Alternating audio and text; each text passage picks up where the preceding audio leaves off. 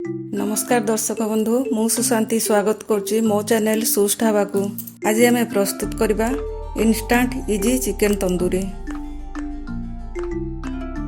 गोटे mixing jar 10-12 कला रसुण, अदा खंडे, कंचा लंका गोटे, किछि धनिया पत्र,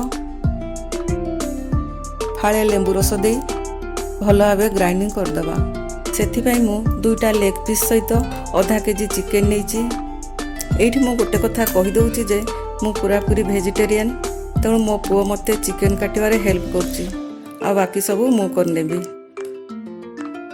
ताकू एई भली कट करदबा जहा फल मसला सब ता भितरे भलरे जाई परिबो।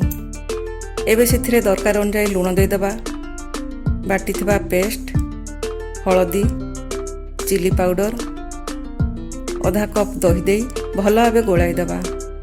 तापरे कभर दे आधा घंटा रखिदबा। पैन गरम करी तेल दे दबा, सेथिरे गोटे स्पून बटर दबा। चिकेन दे फ्राई कर दबा। ताकू कभर दे 10 मिनिट लो रु मीडियम फ्लेम रे कुक करबा। पुणी कभर काढ़ी आर साइड को भी एमती फ्राई करनबा। बाकी चिकेन सब एमती फ्राई करनबा। आमर चिकेन तंदूरी रेडी हो गलानी। एबे सर्व कर दबा।